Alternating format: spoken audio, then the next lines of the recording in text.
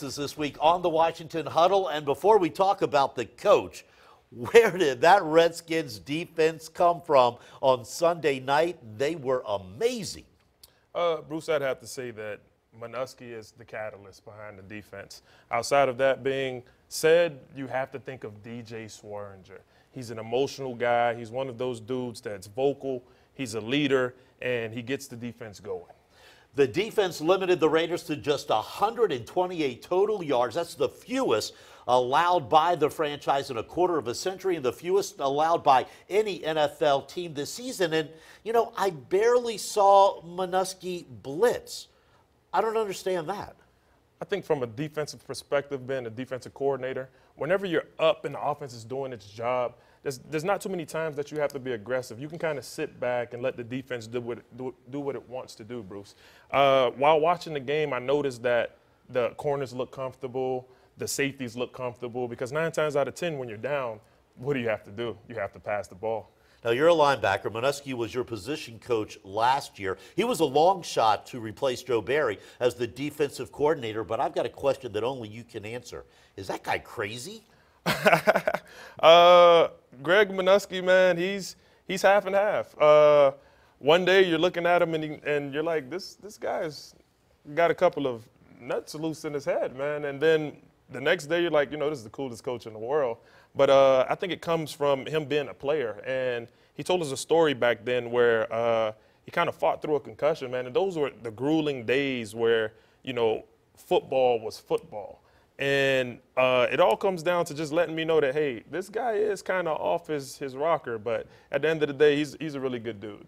But you're a linebacker. You're a defensive player. Isn't that the kind of coach guys like you want to play for? Yes, that's the kind of coach that you want behind you. He's the kind of coach that's gonna come out every day with some type of juice, and even if you don't feel like practicing that day, he gives off that energy that's like, yo, I want to be like him when I'm done with football and when I'm retired. And I get the feeling that he's the kind of guy that really wants to protect his players. Yeah, definitely. Manusky's one of those dudes.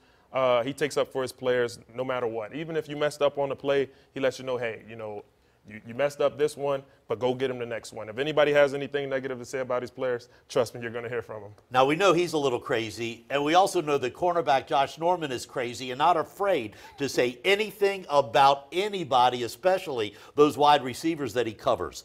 Personally, what was personal?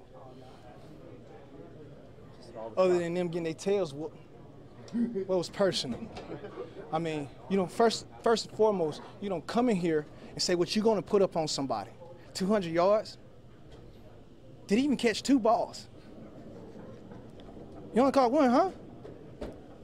So please, whatever you do, do not run your mouth for your wide receiver and you expect to show up on Sundays, because I'm telling you, we are here and we're waiting. Don't come out here and tell me what you're going to do. Show me. You're going to have to run through me to get that. We ain't letting that happen. Hey, the Redskins defense has some swagger this season. What do you think of Josh? Josh Norman, he's a different type of dude, man, on and off the field. I like to believe that Josh is competitive, man, and you see it even after the game, Bruce. Like, you see it in his interviews. Just from what we just watched, man. I mean, he's so passionate about this game, and he wants to win. But one thing you don't do is trash talk Josh Norman, because he can trash talk with the best of them. How about the swagger of the Redskins defense? Now, the Chiefs at Crazy Arrowhead Stadium are a 7-point favorite coming up on Monday night. They are focusing on the run this season with Kareem Hunt and Tyreek Hill. Are the Redskins better at stopping the run, the pass, or both this year? I'd have to lean towards them stopping the run. And I say that because when you look at that front 7, Bruce, it's an amazing front 7. Led by Ryan Kerrigan on one edge and Preston Smith, who's been having a hell of a year, on the other edge. And inside, you have guys like Mason Foster, and not to mention Zach Brown, who's a new addition to the team this year. And he's been showing up on film.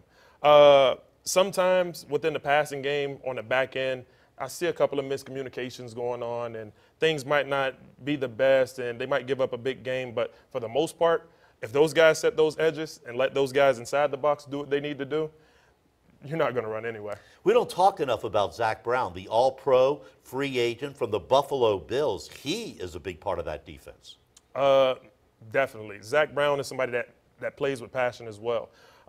Zach is a very athletic dude for his size, whether people know it or not. We look at Zach like one of those coverage linebackers that Sua Cravens was playing last year. So instead of having Sua move back down into the box like we did last year, he's actually moved back at safety like everyone knows. And we have Zach Brown who goes and covers those athletic tight ends, the Gronks and the Travis Kelce's. Those are the type of linebackers that you want, but that can also play the run. We'll see how he does this weekend against Kelsey. Kirk Cousins, the NFC Player of the Week. He had one of the best games of his career, completed 25 of his 30 passes Sunday night. Hey, Kirk, where's your offense right now, though? It's so week to week that it's hard to say what we are or what we aren't. It's going to change every week based on how we match up with their team, who's healthy for us, you know, and play calls. And I just go where my reads take me and go through progressions and situations in games, you know, dictate play calls. I mean, that long pass to the screen that ended up being a long pass to Chris Thompson almost the whole length of the field. I mean, that was not a play we had practiced this week. That's not a play we were expecting to call, but situationally you get way backed up and you're just trying to get out of dodge there. So that play comes up, and next thing you know, Chris has a big night as a result. Lynden, I know you're a defensive guy, but what do you think about Kirk and the Redskins offense? Kirk's a leader, man. That's one thing that I've known since I signed with the Redskins and when I was there.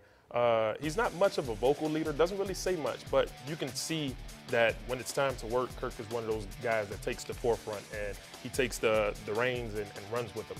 I think the offense is slowly but surely moving in the right direction. They're like a tractor trailer in my mind. You know, once you get that tractor trailer rolling, they're rolling, baby. And somebody that I'd be remiss if I didn't mention is Chris Thompson. Chris Thompson has done a phenomenal job, not just running the ball, but catching the ball out the backfield. That's something that every running back in the NFL needs in order to separate themselves from just the running backs that can get the ball and run in between the tackles. Well, he had a phenomenal game last week. We'll see if he can do it again.